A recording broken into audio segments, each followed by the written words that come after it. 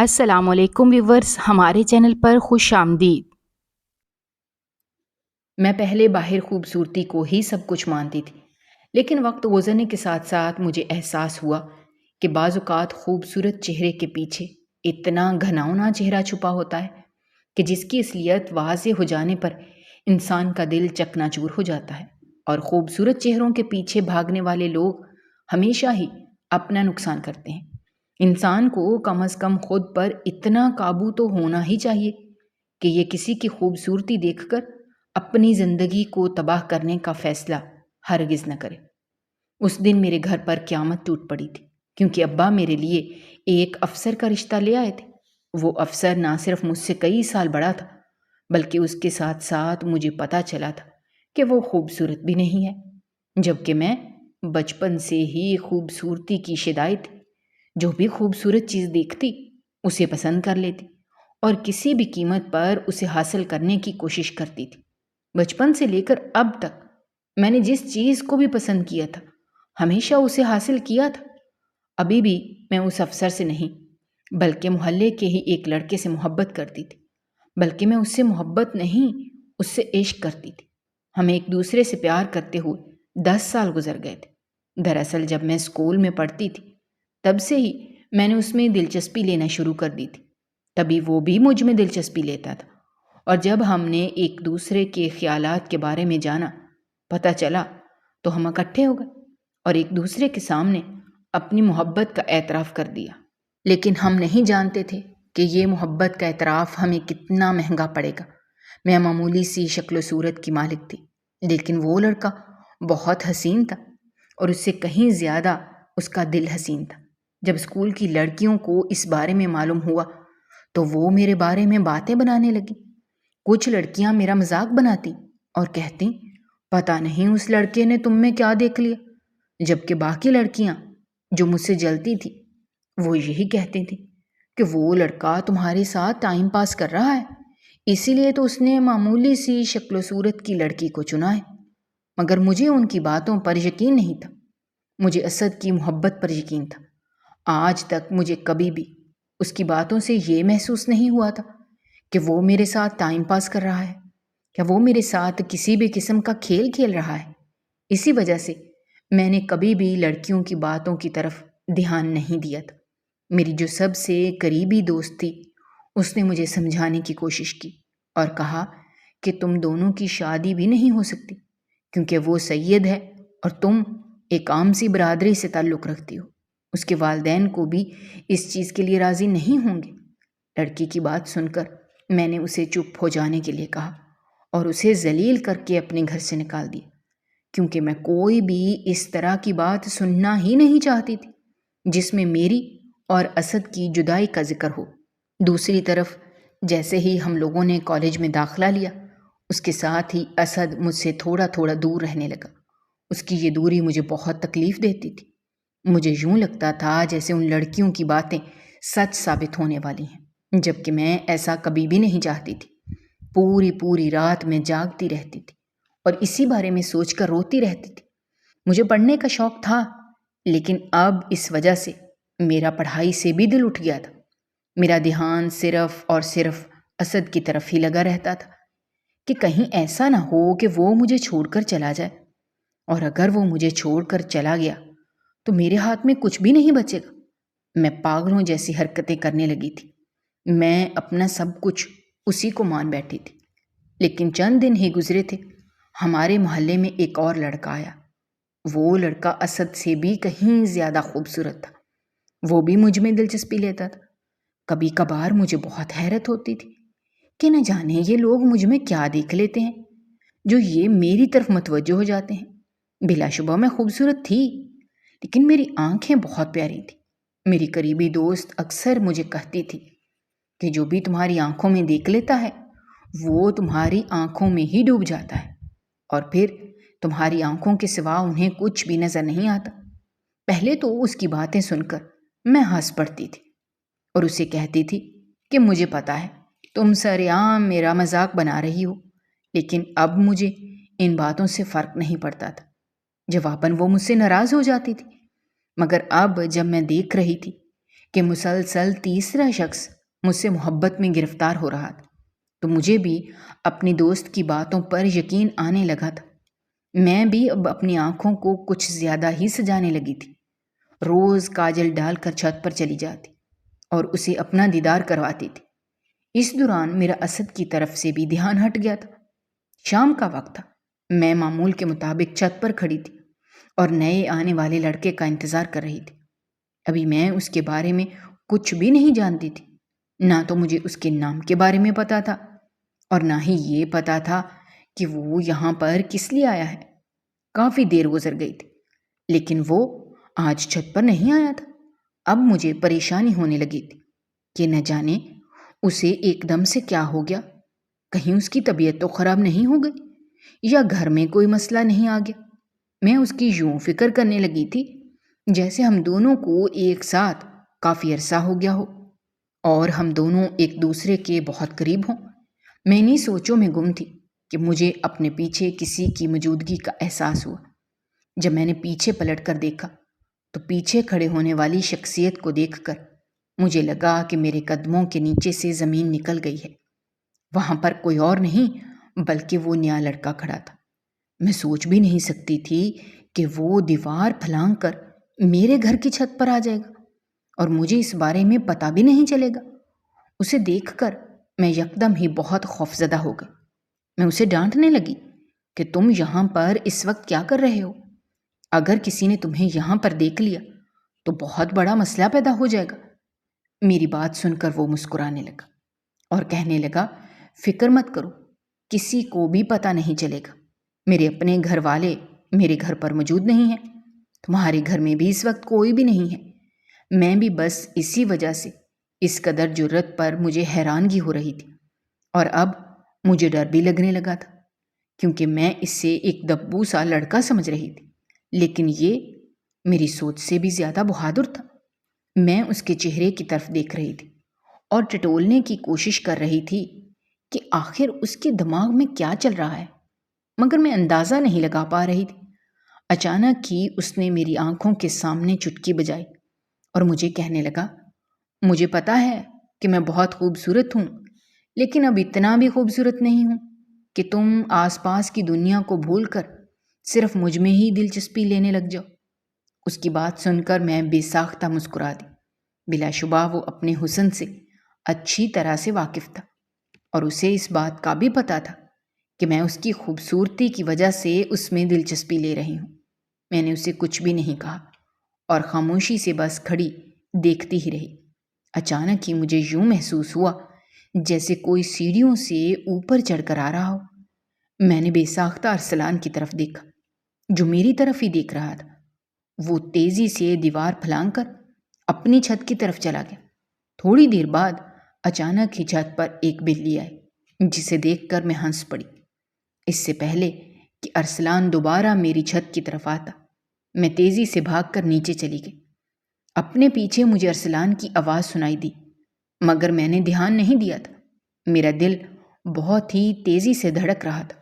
میرے دل میں دوبارہ سے محبت کی کومپل جنم لینے لگی تھی، جبکہ ابھی اسد سے دور ہوئے مجھے ذرا بھی وقت نہیں ہوا تھا کہ مجھے دوبارہ سے محبت ہو گئی تھی۔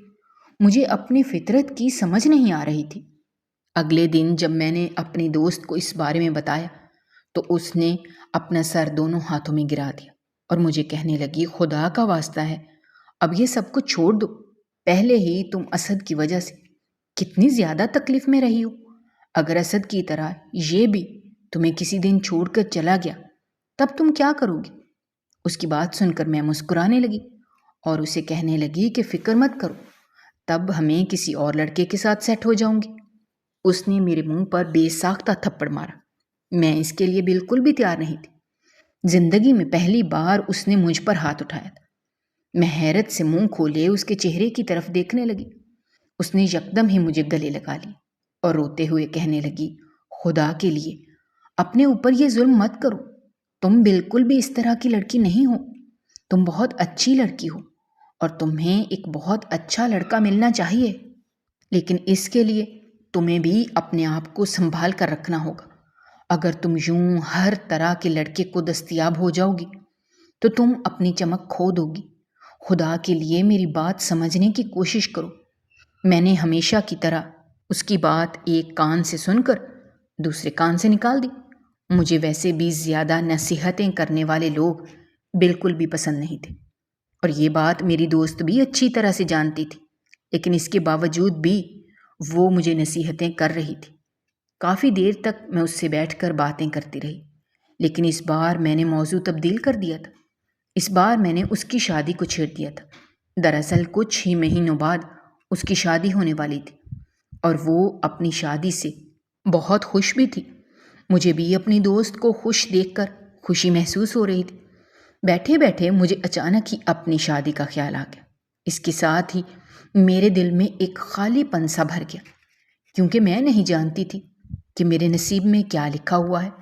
اب تک نہ جانے کتنے زیادہ لوگ آ چکے تھے، لیکن کوئی بھی میری زندگی میں ٹک نہیں پایا تھا۔ دن بہت تیزی کے ساتھ گزرتے جا رہے تھے۔ اب میری ارسلان کے ساتھ بہت اچھی بات چیت ہو گئی تھی۔ اب میں روز رات کو چھت پر جا کر اس سے باتیں کرتی تھی۔ گھر میں کسی کو بھی اس بارے میں معلوم نہیں تھا۔ میں چھت پر کتابیں اٹھا کر چلی جاتی۔ سب گھر والوں کو یہی لگتا تھا کہ میں اوپر بیٹھ کر پڑھ رہی ہوں، لیکن کوئی بھی میری اصلیت کے بارے میں نہیں جانتا تھا۔ میں جو سمجھ رہی تھی کہ اسد مجھے ہمیشہ ہمیشہ کے لیے چھوڑ کر چلا گیا ہے، میں نہیں جانتی تھی کہ وہ خود سے ہی ایک بہت بڑی جنگ لڑ رہا ہے۔ ایک دن میں کالج سے واپس آ رہی تھی کہ راستے میں مجھے اسد کھڑا ہوا دکھائی دیا۔ اس کی حالت بہت بری لگ رہی تھی۔ وہ بہت کمزور ہو چکا تھا۔ اس کی آنکھوں کے نیچے کالے حلقے پڑے ہوئے تھے، اور وہ مجھے بالکل بھی صحت مند دکھائی نہیں دے رہا تھا۔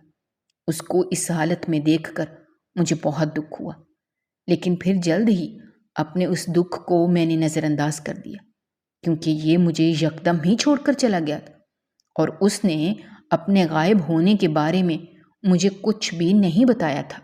میں ایک لمبا عرصہ پاگلوں کی طرح اس سے بات کرنے کے لیے ترستی رہی تھی، مگر اسے میری کچھ فکر نہیں تھی۔ میں نے فیصلہ کیا کہ اسے نظر انداز کر کے اس کے قریب سے گزر جاؤں گی، لیکن جیسے ہی میں اس کے قریب پہنچی، اس نے میرا نام پکارا۔ نہ چاہتے ہوئے بھی میں وہاں پر رک گئی اور سوالیہ نظروں سے اسد کی طرف دیکھنے لگی، جو آنکھوں میں آنسو لیے میری طرف ہی دیکھ رہا تھا۔ میں نے زندگی میں پہلی بار اسے روتے ہوئے دیکھا تھا۔ وہ گھٹنوں کے بل وہیں زمین پر بیٹھ گیا۔ یہ دیکھ کر میں پریشان ہو گئی، کیونکہ ہم اس وقت گلی میں کھڑے تھے اور کوئی بھی وہاں پر آ جا سکتا تھا، لیکن یوں لگ رہا تھا کہ جیسے اسد کو تو کسی چیز کا کوئی ہوش ہی نہ ہو۔ میں نے اسے ڈانٹا اور کہا، جلدی سے یہاں سے اٹھو، ایسا نہ ہو کہ محلے کا کوئی شخص تمہیں دیکھ لے اور پھر بعد میں باتیں بنے۔ اس نے تیزی سے نفی میں سر ہلایا اور کہنے لگا، میں اس وقت تک یہاں سے نہیں اٹھوں گا جب تک تم مجھ سے اپنی محبت کا اعتراف نہ کر لو۔ اس کی یہ بات سن کر میرا دماغ گھوم گیا، کیونکہ جب میں نے اسے محبت کا اعتراف کیا تھا تب اس نے میری محبت کی قدر نہیں کی تھی اور مجھے چھوڑ کر چلا گیا تھا، اور اب ایک دم سے وہ میرے پاس آ گیا اور مجھ سے اعتراف مانگنے لگا تھا۔ اب جب میں اپنا دل ارسلان کو دے چکی تھی، اب میرے پاس اسد کو سنانے کے لیے کچھ بھی نہیں تھا۔ میں نے اسے کہا کہ ایسا ممکن نہیں ہے، کیونکہ اب میں سب کچھ بھول چکی ہوں اور تمہیں بھی معاف کر چکی ہوں۔ بہتر یہی ہے کہ یہاں سے اٹھو اور جاؤ۔ وہ یکدم ہی اٹھ کر کھڑا ہوا، لیکن وہاں سے جانے کے بجائے وہ میرے سامنے آ کر کھڑا ہو گیا اور مجھ سے سوال کرتے ہوئے کہنے لگا، تم مجھے کیسے ایک دم سے بلا سکتی ہو، جیسے تم مجھے چھوڑ کر جا سکتے ہو؟ میرے منہ سے بے ساختہ نکلا۔ اس نے تیزی سے کہا، میں تمہیں چھوڑ کر نہیں گیا تھا، بلکہ میرا ایکسیڈنٹ ہو گیا تھا۔ میں 3 مہینے سے کومے میں تھا، لیکن تم نے ایک بار بھی میرے بارے میں پوچھنا بھی گوارا نہیں کیا۔ اپنی مرضی سے ہی مجھ پر بے وفائی کا الزام لگا دیا۔ اسد کی بات سن کر میں چند لمحوں کے لیے تو مجھے یقین ہی نہیں آیا، لیکن پھر بعد میں مجھے احساس ہو گیا کہ وہ سچ ہی بول رہا ہے۔ جیسے ہی اس کی حالت تھی اور جیسا اس کا بات کرنے کا انداز تھا، یہ ساری چیزیں وہ سچ ہی بیان کر رہا تھا۔ میں نے اس سے کہا کہ مجھے اس بارے میں معلوم نہیں تھا، کیونکہ میں نے وہی کچھ سوچا جو اس وقت مجھے سجھائی دیا۔ اس نے مجھے مزید کہا کہ تم نے ہی مجھے اپنے کسی بھی کزن کو بتانے سے منع کیا تھا، اسی وجہ سے میں نے اپنے کسی بھی کزن کو ہمارے بارے میں نہیں بتایا ہوا تھا۔ جو کوئی تمہیں آ کر میرے بارے میں خبر دے دیتا، اور میرے گھر والوں سے تو تم اچھی طرح سے واقف ہو، وہ نظر سے کتنا زیادہ ڈرتے ہیں، اور ہم اپنی کوئی بھی بات گھر سے باہر نہیں نکالتے، اور نہ ہی ہمارا اس محلے میں کسی سے زیادہ رابطہ تھا۔ میں نے اس سے کہا کہ تم ساری باتیں ٹھیک کہہ رہے ہو، اسی وجہ سے میں نے بھی ایک فیصلہ کیا ہے کہ اب ہم مزید ایک دوسرے کے ساتھ نہیں ملیں گے، اور نہ ہی ایک دوسرے کے ساتھ کوئی تعلق رکھیں گے، کیونکہ ایک تو ہمارے خاندان ایک دوسرے سے بہت مختلف ہے، اور دوسرا ہم دونوں کا کوئی جوڑ بھی نہیں ہے۔ ویسے بھی میں سب کچھ بھول چکی ہوں اور بہت آگے بڑھ چکی ہوں، لیکن اسد میری کوئی بھی بات سمجھنے کے لیے تیار ہی نہیں تھا۔ اس نے کہا کہ تم فکر مت کرو، میں دوبارہ سے تمہارے دل میں اپنی محبت پیدا کرنے میں کامیاب ہو جاؤں گا۔ یہ کہہ کر وہ وہاں سے چلا گیا، جبکہ میں تھکے قدموں کے ساتھ گھر واپس لوٹ آئی۔ میں سوچ بھی نہیں سکتی تھی کہ قسمت میرے ساتھ اس طرح کا مذاق کرے گی۔ میں اب پوری طرح سے ارسلان کی طرف متوجہ ہو چکی تھی، اور اب اسد کی یہ آمد مجھے بہت بے چین کر رہی تھی۔ میں بالکل بھی نہیں چاہتی تھی کہ میں دوبارہ سے اس کی طرف متوجہ ہوں، مگر وہ تھا کہ میرے پیچھے ہی پڑ گیا تھا۔ وہ پوری رات میں اس کے بارے میں سوچتی رہی۔ آخر کار میں اس نتیجے پر پہنچی کہ اسد کو کہوں گی کہ وہ میرے لیے میرے گھر پر رشتہ لے کر آئے، کیونکہ میں جانتی تھی کہ اس کے گھر والے کبھی بھی اس چیز کے لیے نہیں مانیں گے۔ وہ کبھی بھی اپنے بیٹے کی شادی برادری سے باہر نہیں کریں گے، لیکن میں نہیں جانتی تھی کہ اسد اپنے گھر والوں کا بہت لاڈلا ہے، اور وہ اپنے گھر والوں سے کسی بھی قسم کی کوئی بھی بات منوا سکتا ہے۔ اگلے دن جب میں نے اسد کو یہ کہا تو وہ خوشی خوشی کہنے لگا، ٹھیک ہے، میں اس کے لیے تیار ہوں، تم شام کے وقت اپنی امی کو منا کر رکھنا، میں اپنی امی کو لے کر تمہارے گھر آ جاؤں گا۔ اب یہ تو مجھے لگا تھا کہ میرے قدموں کے نیچے سے زمین نکل گئی ہے۔ میں سوچ بھی نہیں سکتی تھی کہ وہ یکدم راضی ہو جائے گا۔ اس وقت میں اسے کچھ کہہ بھی نہیں سکی۔ جب میں گھر واپس آئی تو میری پریشانی بہت زیادہ بڑھ گئی تھی۔ مجھے سمجھ نہیں آ رہا تھا کہ میں کیا کروں۔ شام کے وقت میں نے امی سے بات کی اور ان سے کہا کہ ایک لڑکا میرے پیچھے پڑا ہوا ہے، وہ سید زادہ ہے۔ میری بات سن کر امی پریشان ہو گئی اور کہنے لگیں، یہ کیسے ممکن ہو سکتا ہے کہ سید زادہ کسی عام لڑکی پر نظر کرم کرے؟ میں نے انہیں کہا کہ یہ سب مت سوچیے، بلکہ وہ کریں جس کے لیے میں ابھی آپ کو کہوں۔ میری بات سن کر امی نے میری طرف سوالیہ نظروں سے دیکھا۔ پھر میں نے امی کو سمجھا دیا کہ وہ شام کے وقت اس رشتے سے انکار کریں گی، اور اس انداز میں کریں گی کہ رشتے والوں کو یوں محسوس ہو جیسے لڑکی کی مرضی ہے لیکن اس کے گھر والے یہ رشتہ نہیں دینا چاہتے۔ شام کے بعد اسد اپنی والدہ کے ساتھ میرے گھر پر آیا۔ وہ بہت زیادہ خوش لگ رہا تھا۔ اس کی ماں مطمئن ہی نظر آ رہی تھی۔ اچانک ہی میری نظر چھت پر پڑی جہاں پر ارسلان کھڑا تھا۔ اسے دیکھ کر میں نے تیزی سے گردن موڑ دی، کیونکہ میں نہیں چاہتی تھی کہ اس وقت میں اس کا سامنا کروں۔ کافی دیر تک اس کی ماں بیٹھی باتیں کرتی رہی، لیکن جب انہوں نے اپنا مدعا بیان کیا تو امی نے نہایت عاجزی سے انہیں انکار کر دیا۔ امی کی بات سن کر اسد بہت حیران ہوا۔ وہ سوالیہ نظروں سے میری طرف دیکھنے لگا۔ میں بھی اپنی آنکھوں میں آنسو بھر لائے، کیونکہ اس وقت میں جتنا ڈرامہ کر سکتی تھی کر رہی تھی۔ میں صرف اسد کو یہ بتانا چاہتی تھی کہ میں مظلوم ہوں اور اس سب میں میرا ذرا بھی قصور نہیں ہے۔ اسد کی والدہ غصے سے وہاں سے چلی گئی۔ دوبارہ کافی دنوں تک میرا اسد سے رابطہ نہیں ہوا۔ ایک دن میں اپنی دوست کے ساتھ کالج سے واپس آ رہی تھی اور اسے یہ قصہ نمک مرچ لگا کر سنا رہی تھی۔ مجھے پتہ ہی نہ چلا کہ اسد بھی ہمارے پیچھے پیچھے چل رہا تھا۔ وہ یکدم ہی میرے سامنے آ گیا۔ اسے اپنے سامنے دیکھ کر مجھے لگا کہ میرے قدموں کے نیچے سے زمین نکل گئی ہے۔ میرا دل بہت تیزی کے ساتھ دھڑک رہا تھا۔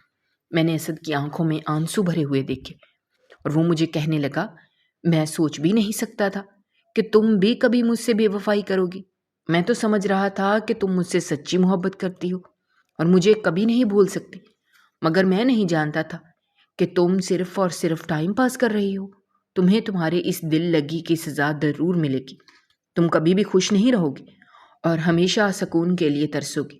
یہ میری بد دعا ہے۔ اسد یہ کہہ کر وہاں سے چلا گیا، جبکہ میں چند لمحے اسی حالت میں کھڑی رہی۔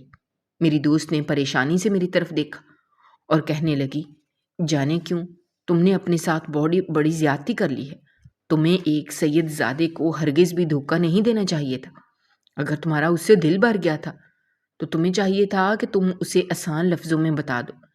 تمہیں کم از کم اس کے ساتھ اتنا بڑا کھیل نہیں کھیلنا چاہیے تھا۔ دوست کی بات سن کر میں نے اسے لتاڑا اور کہا، خدا کے لیے اب اس طرح کی باتیں کرنا بند کر دو۔ میں پہلے ہی بہت پریشان ہوں۔ تھوڑی دیر بعد میں گھر واپس چلی گئی، لیکن وہ پوری رات میں سو نہیں سکی۔ میری نظروں کے سامنے بار بار اسد کا چہرہ گھوم رہا تھا اور اس کی باتیں میرے ذہن میں گونج رہی تھیں کہ تم ہمیشہ سکون کو ترسو گی۔ میں نے جلدی سے اپنے کانوں میں انگلیاں دے دیں، مگر اس کی یہ آواز مجھے مسلسل پریشان کر رہی تھی۔ امی سے جب میں نے اس بارے میں پوچھا تو امی مجھے کہنے لگیں، ارے ایسا کچھ بھی نہیں ہوتا۔ تم نے کون سا کسی کے بیٹے کے ساتھ زیادتی کی ہے؟ یہ تم نے کون سا اس کے ساتھ کسی قسم کے وعدے کیے تھے جو تمہیں ڈر لگ رہا ہے کہ تمہیں بد دعا لگ جائے گی؟ امی کی بات سن کر پہلے تو میں خاموش ہو گئی، پھر بے ساختہ امی سے پوچھ بیٹھی کہ اگر میں نے اس سے وعدے کیے ہوتے تو کیا مجھے اس کی بد دعا لگ جاتی؟ امی نے اب کی بار ٹٹولتی ہوئی نظروں سے میری طرف دیکھا اور مجھے کہنے لگی، ہاں ہو سکتا ہے، تب تم جان بوجھ کر ایک معصوم انسان کا دل توڑتی، اور اللہ تعالیٰ دل توڑنے والوں کو کبھی بھی معاف نہیں کرتا۔ امی کی بات سن کر میرا دل تیزی سے دھڑکا تھا۔ مجھ سے زیادہ دیر وہاں پر بیٹھا نہیں گیا۔ میری زندگی بھی بے چین ہو گئی تھی۔ یوں لگ رہا تھا جیسے میری زندگی سے سکون ختم ہو گیا ہے۔ اب میں نہ چاہتے ہوئے بھی ہر وقت اسد کے بارے میں ہی سوچتی رہتی تھی۔ میں نے ارسلان سے بھی ملنا چھوڑ دیا تھا۔ میں یہ بات بھول گئی تھی کہ اب ہمیں ارسلان کے ساتھ بھی میں بہت بڑی زیادتی کر رہی ہوں۔ کم از کم مجھے اسد کی سزا اسے نہیں دینی چاہیے۔ لیکن نہ میرا دل اتنی بری طرح سے ٹوٹ گیا تھا کہ اب کچھ بھی کرنے کا من ہی نہیں کرتا تھا، بلکہ اب یہی دل چاہتا تھا کہ خاموشی سے لیٹی رہوں اور کسی سے بھی کسی قسم کا رابطہ نہ رکھوں۔ کافی دن گزر گئے۔ ایک دن میں گھر سے باہر نکلی تو ارسلان میرے سامنے آ کھڑا ہوا۔ اس کے چہرے پر بھی کرب پھیلا ہوا تھا۔ وہ مجھ سے بے صبری سے پوچھنے لگا، تم مجھ سے بے رخی کیوں برت رہی ہو؟ اس کی بات سن کر میں نے اس سے نظریں چرا لیں۔ مجھے سمجھ ہی نہیں آ رہا تھا کہ میں اسے کیا جواب دوں۔ اب میں اسے یہ بھی نہیں کہہ سکتی تھی کہ میرا تم سے دل بھر گیا ہے، کیونکہ میں جانتی تھی اگر میں اسے یہ سب کہہ دیتی تو وہ ابھی میری جان لے لیتا۔ اس سے میں نے نظریں چرائیں اور اس سے کہا، ان دنوں میری طبیعت تھوڑی خراب ہے، میں کم ہی گھر سے باہر نکل رہی ہوں۔ اس بیماری کا بہانہ نہ بناؤ، کیونکہ تم مجھے اس وقت بھی ملنے کے لیے آتی تھی جب تمہیں بڑا بخار ہو گیا تھا۔ تمہارے جسم سے جان بالکل ختم ہو گئی تھی، لیکن پھر بھی تم مجھ سے ملنے کے لیے آتی تھی، صرف اور صرف میرا دیدار کرنے کے لیے۔ اب ایسی کون سی بیماری آ گئی ہے جس نے تمہیں اپنے کمرے تک ہی محدود کر دیا ہے؟ مجھے پتا ہے کوئی اور بات ہے، لیکن وہ تم مجھے بتانا ہی نہیں چاہتی۔ میں نے تیزی سے نفی میں سر ہلایا اور اسے تسلی دیتے ہوئے کہا، نہیں، ایسی کوئی بات نہیں ہے، صرف اور صرف تمہاری غلط فہمی ہے۔ تم کچھ زیادہ ہی میرے بارے میں سوچ رہے ہو، اسی وجہ سے تمہیں ایسا لگ رہا ہے۔ چند لمحوں کے لیے تو وہ میرے چہرے کی طرف دیکھتا رہا، پھر وہ انگلی اٹھا کر مجھے دھمکی دیتے ہوئے کہنے لگا، اگر تم نے مجھے کسی بھی قسم کا دھوکہ دینے کی کوشش کی تو میں تمہیں جان سے مار دوں گا۔ ابھی میں 1 مہینے کے لیے دوسرے شہر جا رہا ہوں، 1 مہینے بعد واپس آؤں گا۔ اپنی ماں کو تمہارے گھر رشتے کے لیے بھیجوں گا۔ تم اپنی ماں کو تیار رکھنا اور خود بھی ذہنی طور پر تیار ہو جانا، کیونکہ اب میں کسی بھی قسم کا بہانہ نہیں سنوں گا، اور اب میں ویسے بھی تمہارے بغیر مزید نہیں رہ سکتا۔ مجھے پتہ چل گیا ہے کہ مجھے تم سے محبت ہو گئی ہے، اور تمہارے علاوہ مجھے کسی سے بھی محبت نہیں ہو سکتی۔ اسی لیے بہتر یہی ہے کہ اپنی محبت کو میں ایک پاک رشتے میں بدل دوں۔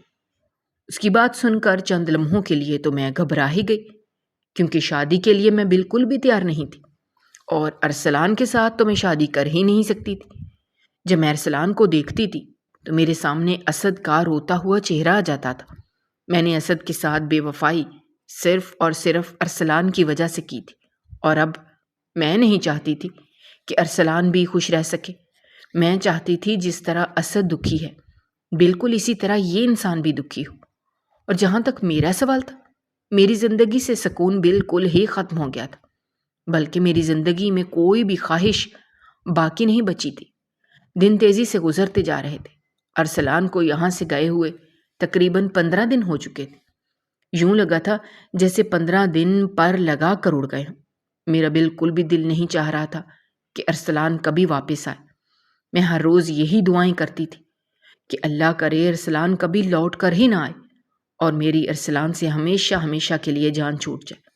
لیکن میں نہیں جانتی تھی کہ اس سے میری یہ جان ایک بہت ہی خطرناک انداز میں چھوٹے گی۔ اور پھر ایک دن ابا میرے لیے ایک افسر کا رشتہ لے کر آ گئے۔ وہ مجھے بہت ہی زہر لگ رہا تھا۔ میں پہلے ہی بہت بری طرح سے ٹوٹی ہوئی تھی۔